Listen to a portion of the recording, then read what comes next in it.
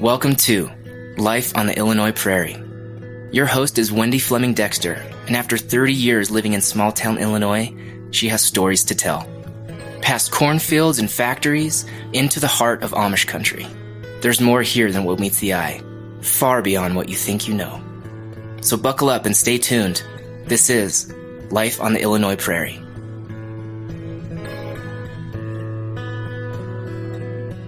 Hi, and welcome to this episode of Life on the Illinois Prairie.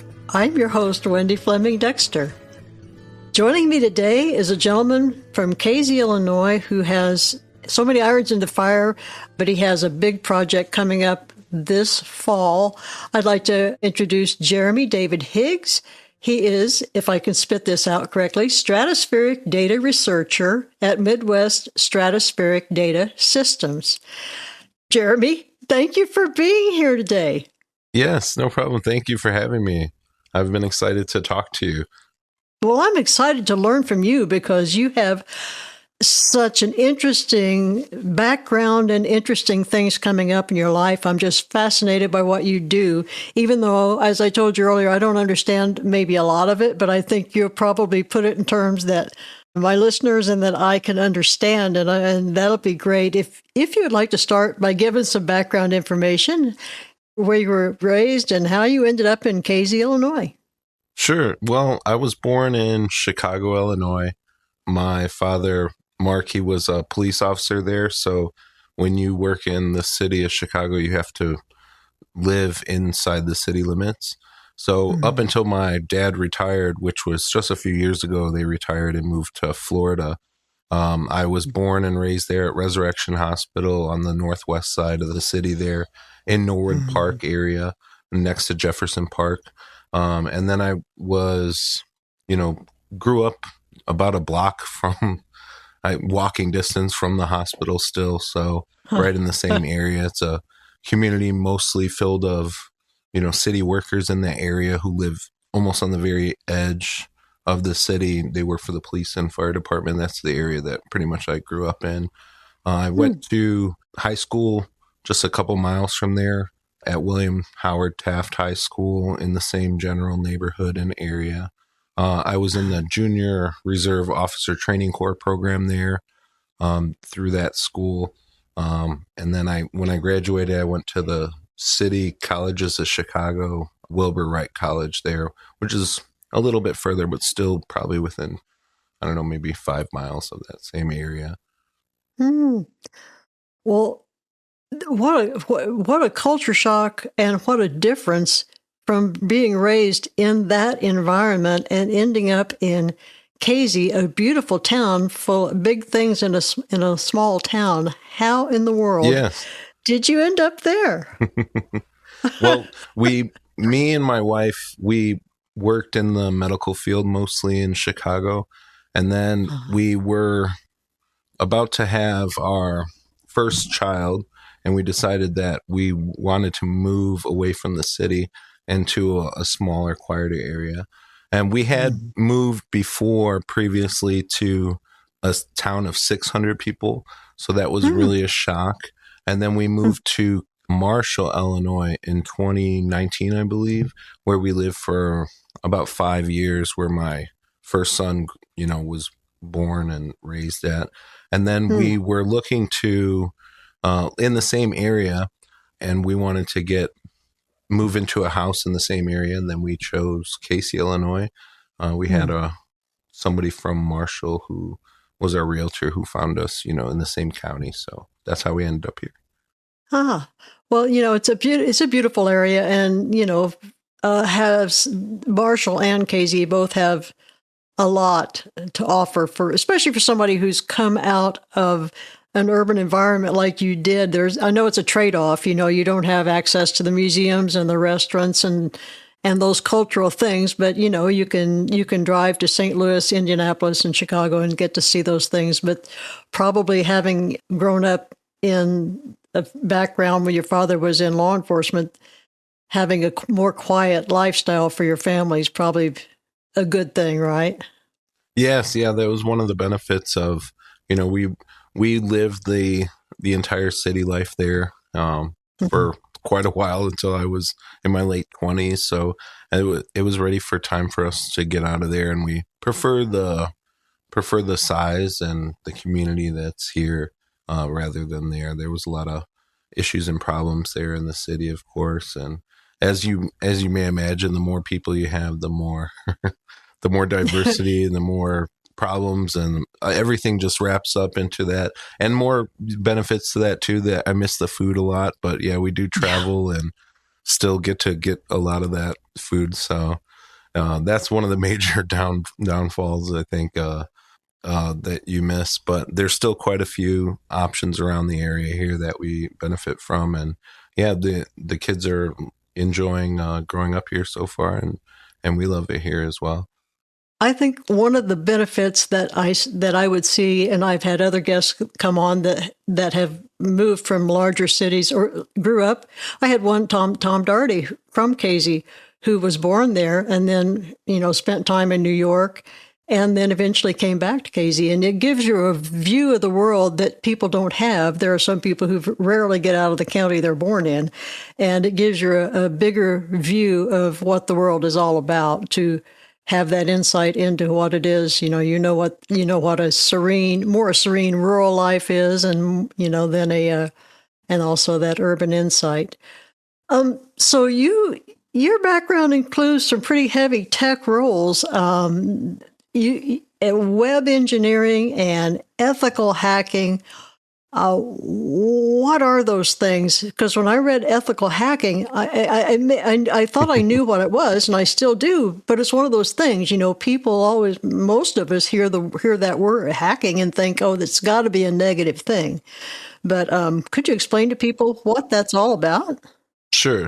Well, the engineering portion is, building web interfaces or building applications from code. And then when you're learning to do that and you're doing that, as I did at an early age, you also see the vulnerabilities in the coding. And then as time changed, back when I first and everybody who was making, projects back then, at the time that I was, people weren't trying to exploit the coding as much as they are nowadays.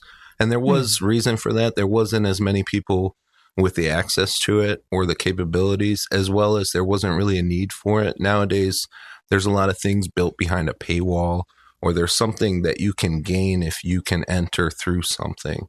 And back in the way that it used to function, it didn't really function that way. So as time changed and there was more things for people to want to access, more people found ways to break through those and want to be able to exploit those. So that's one of the things that, was an issue that has changed from then to now. So white hat hacking is an ethical form of hacking, which is the one that I was into.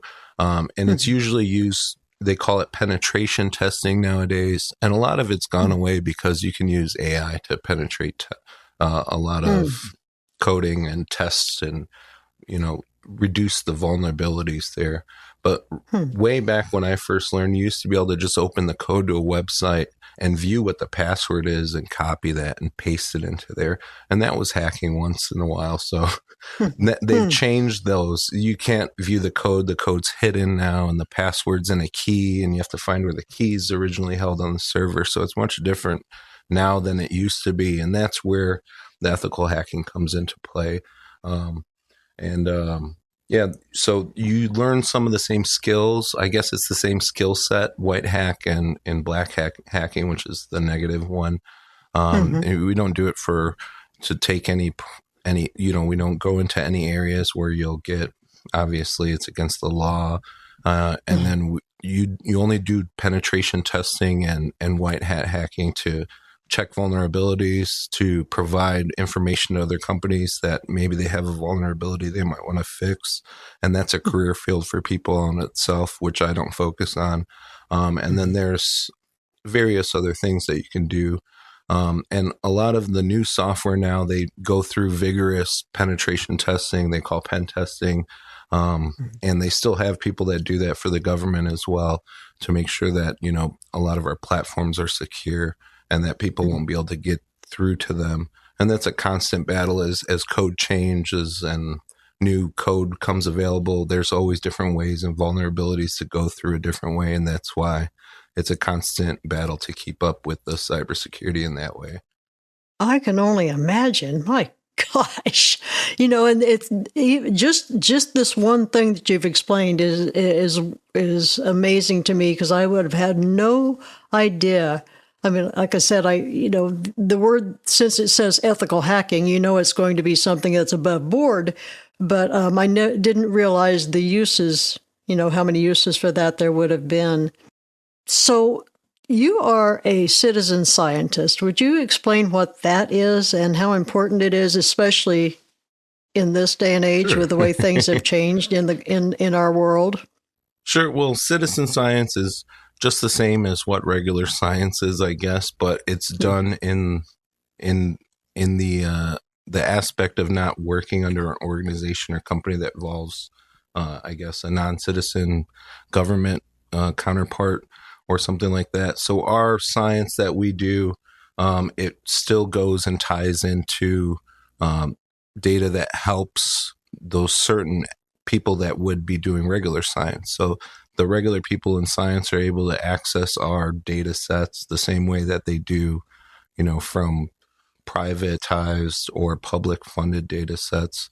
So ours is a different aspect and portion to it, but citizen science in its role and how we are behind it is conducting various things that record data, putting that data into a public data set. And then we have, through our website, the API, which is how developers or people in research can call that data through a certain code. And we have all the documentation there so that everyone's able to pull in the data just as you would from the National Weather Service or something like that. So that's where our citizen science comes into play.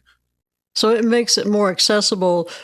I think I talked about that NOAA, having had a lot of their funding cut, that so much of what they had done in the past is not available now, and that what you are doing is helping supplement that in some way. Is that correct? Yeah. So it was the Trump administration and parts of the government cut out a lot of the funding for NOAA. And some of that funding literally targeted some of the balloon launches and things like that from the stratospheric data. Unfortunately, I'm not sure in which way they thought about cutting. I believe is it climate.org or weather.org that they took out completely. And those were pretty beneficial for stratospheric data coming from the United States. And a lot of the data, unfortunately, now is coming from the other side of the planet. And then we still launch, obviously the National Weather Service is still active and they haven't cut down 100% of what that was. But some of the people, they went on their own and raised something around $500,000 to put up their own website to keep some of that data going that ties in some of that data sets. We've been in contact with them within the past month for them to access our data sets, and they'll be able to access our data sets as well. So it'll be functional on that website as well. But some of what we're doing does supplement that. That's not the reason why we got involved 100% was based on that. We actually were planning on doing this before some of that went out. But it was an interesting time for that to line up for kind of a need for our data to supplement some of the data that the government used to fund. So it's interesting how that overlapped. But yeah, just sometimes things happen for a reason, I guess. And, we'll do whatever part we can to supplement some of that data. And if we're having crafts go up there to the stratosphere anyway, there's no reason why our data can't be used in some of those projects and research. Well, I guess that's how our paths crossed online. I don't know who posted what about it, but I somehow had come across your Midwest Stratospheric Data Systems, and could you tell about the launch that you're going to have on September 19th? Tell us about that. I think this is so exciting. Sure. Well, we have the craft is the X2 Griffin. So I guess I could state that there's 3 different ways that we'll collect data in total. One is the X2 Griffin that we're launching on September 19th. There's another craft called the MADAP, which stands for something really long, but the overall goal is it doesn't go as far up to the stratosphere, but it catches a natural jet stream and it'll circumnavigate the actual Earth or globe, 3 to 7 times. And that'll get a different capture of data. So we have one going up and down.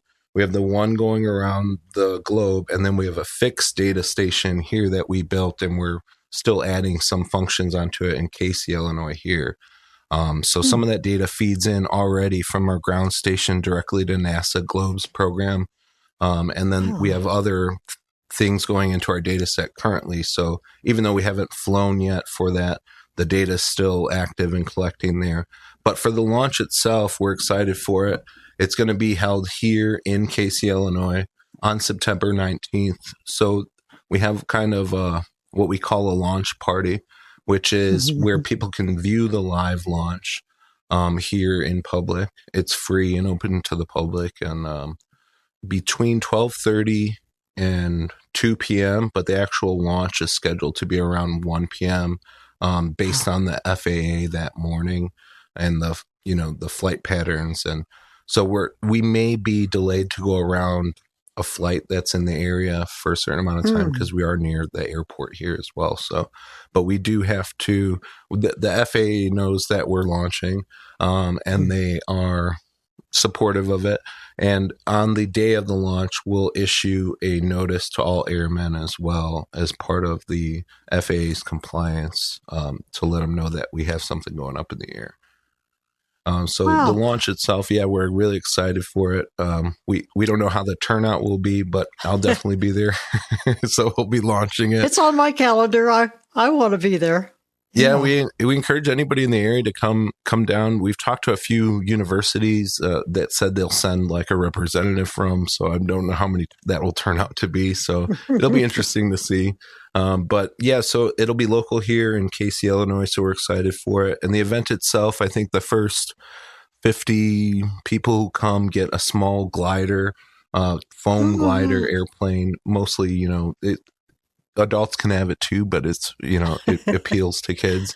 Then we'll have a tent and a table set up with coloring activities for kids. And then on our website, we have the STEM section for kids. So if you click the kids page on there, you'll be able to do activities like launching a simulated balloon and seeing how much helium you'll need to put in there for a successful launch, and questions about the troposphere and the stratosphere and stuff like that. To tie into Kids for STEM there. So yeah, we're excited for the launch, and that's what everything's counting down towards right now for the X2 Griffin. So well, having small children yourself and realizing how important it is to involve them in science, and especially at a time right now when so much negativity is put towards science, and it's so important to have children understand. I grew up with space launches and in science and things that, we knew happened, and we knew that, how important these things were and how they impacted the rest of our lives. And I think involving kids and children is just, do you have schools or any school systems following along, or that have followed your progress, or that they're going to come to the launch that you know about? So we've reached out to a couple schools in the area. When we were first setting it up, we did plan for like a middle of the summer launch. So we kind of missed the window of opportunity to contact a lot of people early on. But the benefit of the project that we're doing, it expands about a year and a half. So this is the first launch of about 7 launches to incorporate the up and down flights and the one that goes around. So we hope to be able to include the schools more. I know the STEM approach is something that, especially in the rural areas, we can definitely benefit from. And it's a lot of fun to do hands-on stuff with some of the electronics here. So we did reach out to a couple, but we didn't get any confirmation so far. But we're still open to possibilities and collaborations. So maybe this will give us the opportunity to make that connection and get that to happen. Yeah, well, that would be great. And this, the X2 Griffin, payload had to be FAA compliant, and that, if I understand, that weighs 1 pound. Is that correct? Yeah, so just over a pound. The FAA compliance is part of the 101 compliance. It's Section 14 CFR Part 101. Involves amateur rockets as well as balloon payloads and unmanned craft. So what we have is a mix between an unmanned craft and a balloon payload. So we did have to register FCC and FAA, but it is compliant.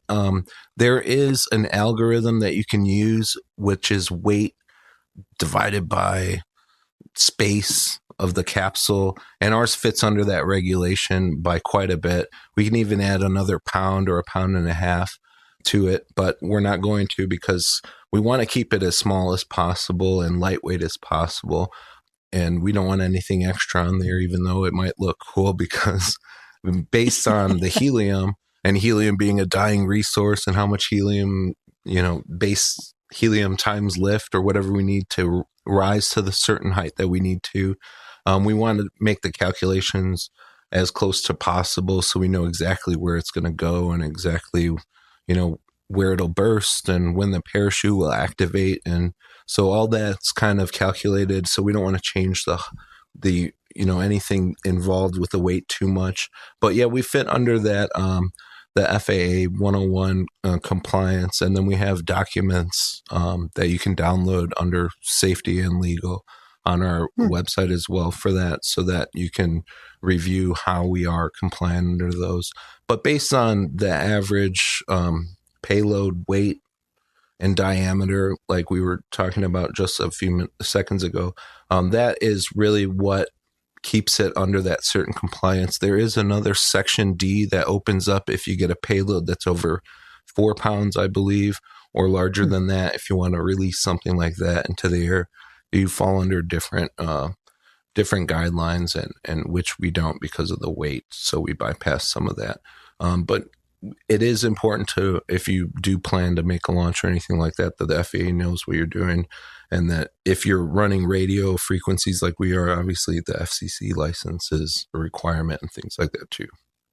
Because you're also a licensed ham operator, is that correct? Yeah. So when I first looked at sending some of the signals that you needed, I found in some of the frequencies that you needed to have the license. So I started studying for the license probably about a year to a year and a half ago. And I'm pretty new amateur radio license operator, about just over a year. Well, when you mentioned, if in this payload, does it have atmospheric sensors, battery, and transmitters? Is that correct?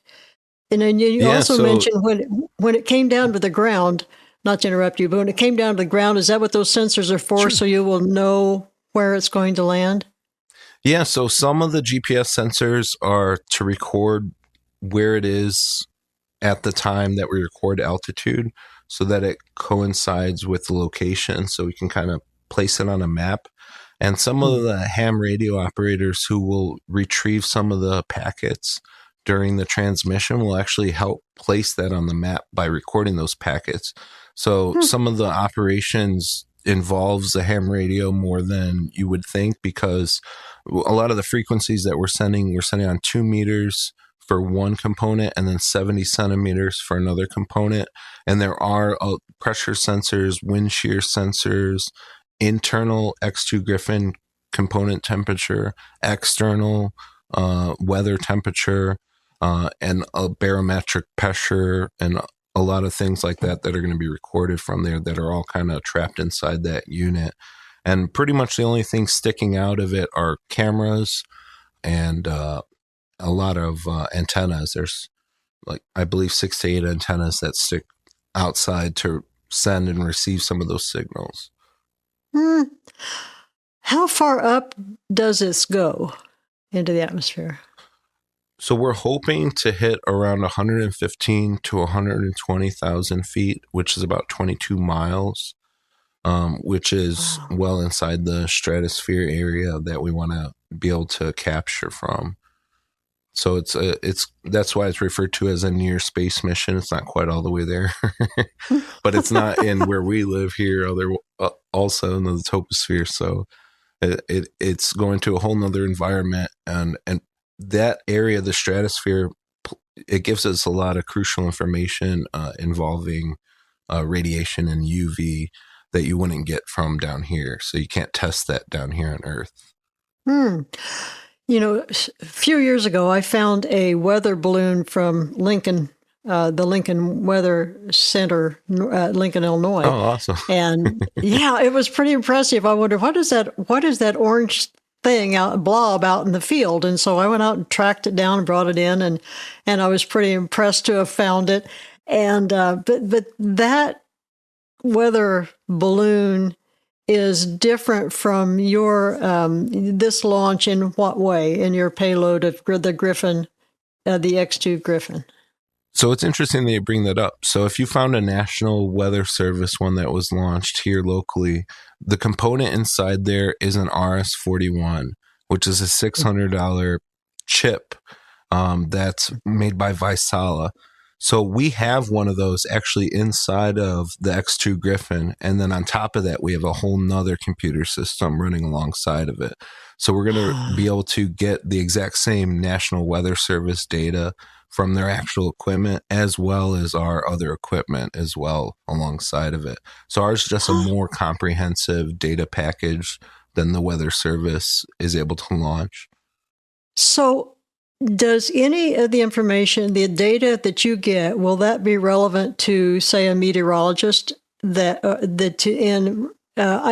know that it isn't sending back this information in a basis that a meteorologist could pull it up and say, "Oh, there's a tornado heading this way." It's not that kind of a thing, is it? So actually, it does play a role into that.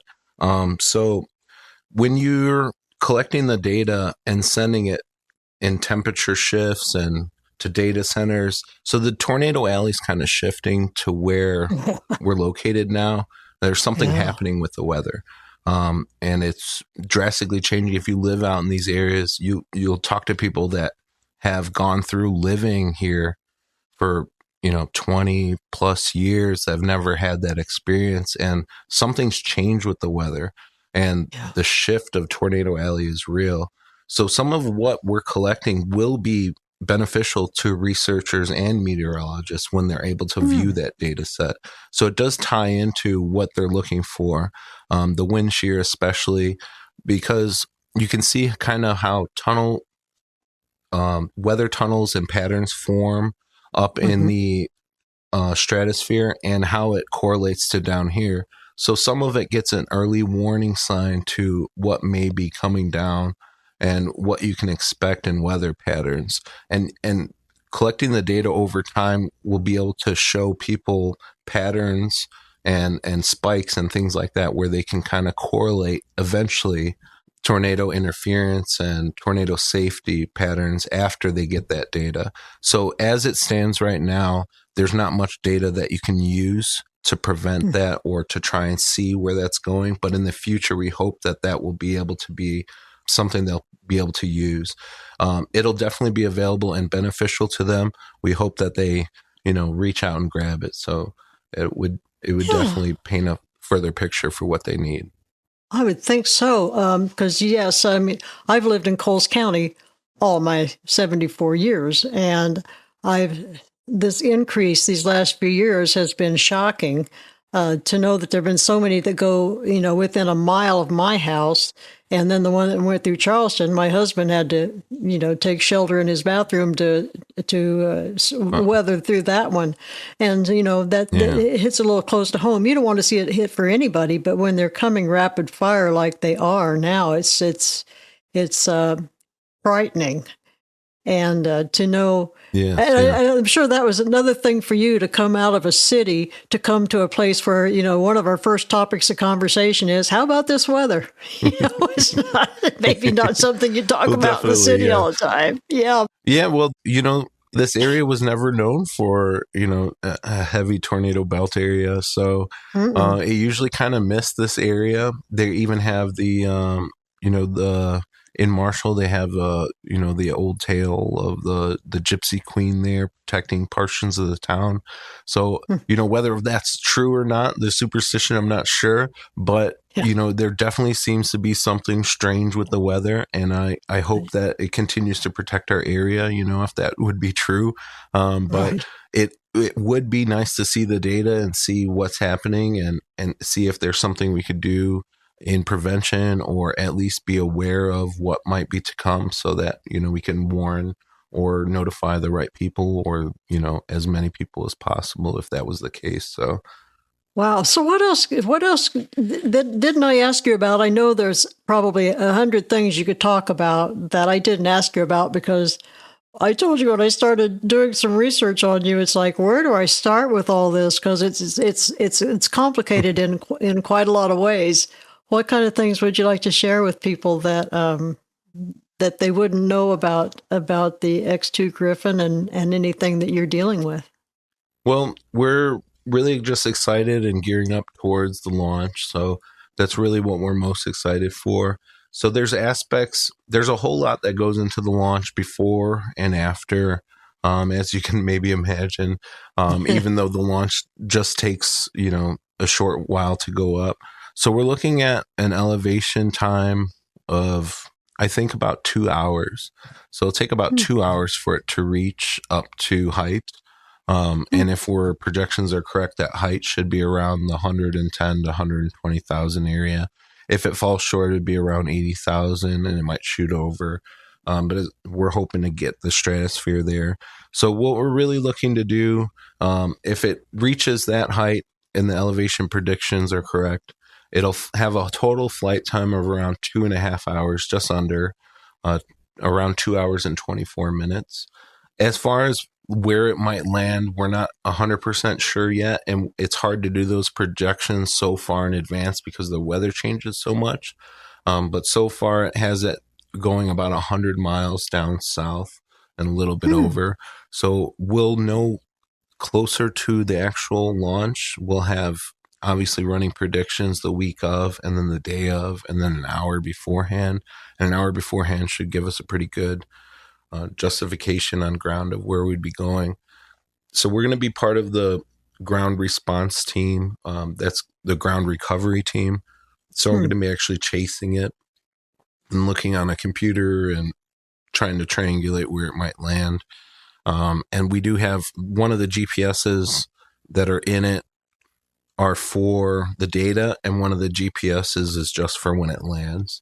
So one of the GPS devices that we'll be using is just for recovery, and hopefully that'll help us recover it. If we don't recover it, it's not a giant loss, because 100% of the data is being transferred before it lands.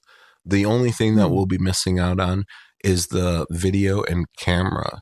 So we really want to recover it, because we really want to be able to get those nice crisp edges that you see, of the black sky of Earth and the crust around of Earth and the globe. So that would be really cool to be able to capture that. So we really hope that we can recover it to get just for those main reasons. And then obviously some of the components cost money in there, so we'd love to be able to reuse them. We're reusing some of the components, or we're planning to reuse some of the components if we can recover it. So that would be beneficial in that way for costs. But if we don't recover it, which is a possibility that it might land in a place that we can't recover it, or if something happens where we won't be able to get to it, we're taking that into consideration. So we really just wanted to let people know about the project and about the launch here in Casey, Illinois. We're going to be continuing to go around to some businesses, handing out some flyers about the event. As we said, it's a free event, and we're excited for people to come out. The pressure's on, so we hope we launch it come the day of September 19th. But we'll be there for everybody to see what happens, and we'll all be together to watch it. So, well, it sounds when you go to retrieve this, the X2 Griffin, that you're chasing a really teeny tiny hot air balloon.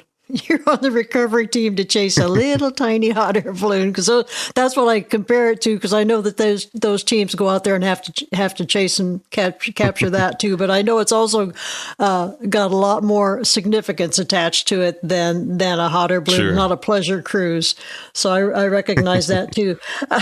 And you say you think it might be 100 miles south. Do you have any idea approximately where that might be? What county or anything? When we ran the predictions originally, it looked like it was just past Vincennes, down a little bit lower and to the right. I can't remember the exact. It was a town that I hadn't read before, a smaller town, but it was in that general area. But as we were saying, I'm not 100% sure if that's on track for what we're looking at for September, and we'll update it as close as we can to where we think it will go. So we do have available volunteer positions for ground recovery teams if people want to be able to chase it down, or people with ham radios who want to download the packets manually. So there's a lot of opportunities there that people can look online or on our website if they're interested in getting involved with it. Would be really cool and beneficial for the whole group. And it's exciting and a fun activity to do as well for us. So all around, I think it's a pretty good positive thing. So we'll all get data from it, and we all get to watch it launch. So it sounds so fun and so exciting. Yeah. Hey, what if it lands in the trees, or if it lands in the water? What happens then? So it's in a capsule where it'll float right now, and then it's 100% waterproof and airproof. So it would be able to float that way. So we're hoping that wouldn't happen. It's generally where it's projected to land right now is a heavily farmed area. So depending on when they harvest crops in that area, if it were to land, it would play a big role if it's hidden in corn or something like that. Yeah. So the balloon itself will burst naturally as it gets to its elevated position. That's what we're planning on. And then after a certain time of the descent, the parachute will activate, and the parachute will help the payload land a little bit softer and slower fall as we continue to retrieve data from the descent as well. So there's a lot of components there that will be active until the very end, and hopefully we'll have good communication as it's falling and be able to track down where it goes. But yeah, if it goes into a tree or something like that, depending on the height, it may not be worth the risk, so we might have to leave it there. It does have on the front, it has a decal on there that says it's a harmless weather instrument and how to contact us to return it. And we'll even give somebody a fee if they're able to find it or return it and we weren't able to. So, and if somebody finds it and doesn't know what it is and throws it out, it won't be the end of the world. And we'll have plenty more X2 Griffins that we can manufacture in the future. Wow. Hey, have you contacted the local media, the Terre Haute news stations? I'm sure you have news stations in Channel 3. We did. We submitted a couple general press releases that somebody on the team helped us do. And then I believe they've contacted some of the local media outlets for it. And we're hoping that they're able to, get the word out so people are interested in it, and maybe, if they would like to come see the launch themselves, they're able to. So we'll continue to make contact in the future to hopefully, we still have some time before the launch to have that happen. So yeah, we're definitely interested in talking with them as well. I've had some of the local local meteorologists at Channel 3 on here. One of them has been on 3 times, so maybe I can, and 2 of them have since moved to other positions. I don't know well, anyway, 2 of them, there are still 2 of them left at the station, so maybe I can get the ear of one of those guys. Yeah, that would be awesome. We need all the help we can get, Wendy. That would be awesome. Well, with my meager resources, I'll do the best I can. Did I see that this launch will take place at KZ Naz Church? Is that correct? The Nazarene Church? Yeah, so we talked to Pastor Brian Hancock there at the KZ Naz, which has a great location, a large open field, mostly grass area with an adjacent parking lot. And he was just very eager to help and a very nice guy. And KZNAS has been a great involvement, and I'm sure it'll be a great aspect for the community to be able to have a location there to go that's so central. So we're very thankful to KZNAS and Pastor Brian Hancock there for letting us use the location. I don't have the address offhand, which I should have remembered, but it's in a very prominent location right here, pretty much in the center of town. So it'll be easy to find come launch day. Yeah. So let's see. To recap, that is September 19th. At what time? September 19th, and the actual launch is at 1 p.m.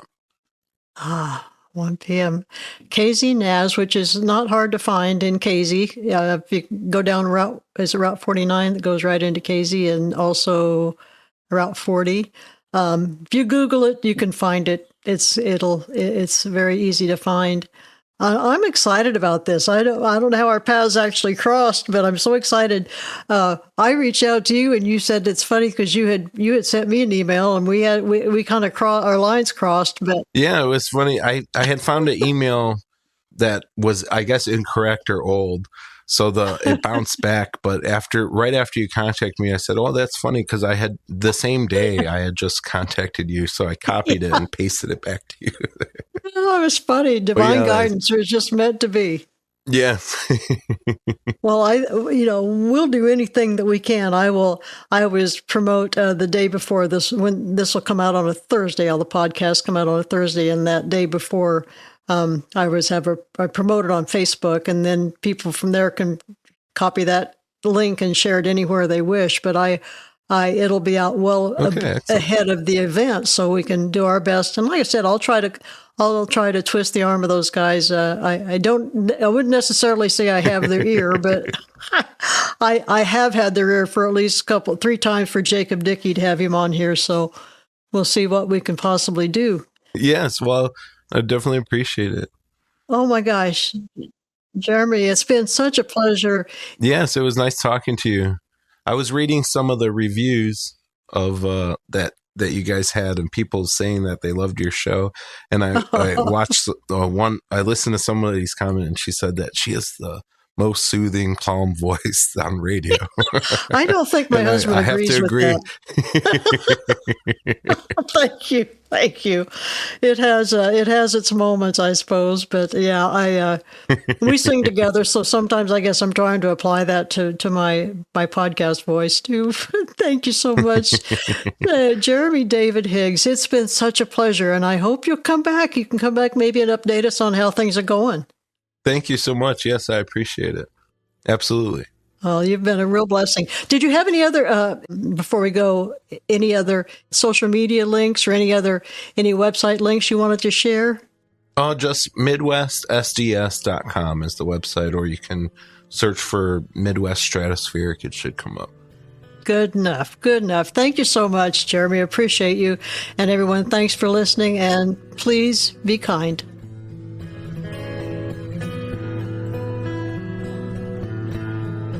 Thanks for listening to Life on the Illinois Prairie, the undercurrents of our American life. If you haven't yet, go ahead and subscribe to Life on the Illinois Prairie wherever you get your podcast. Stay tuned for more stories, interviews, and updates. I'm your host, Wendy Fleming Dexter. Until next time.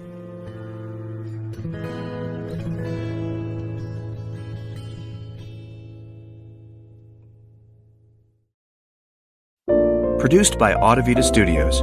Connect your voice to the world.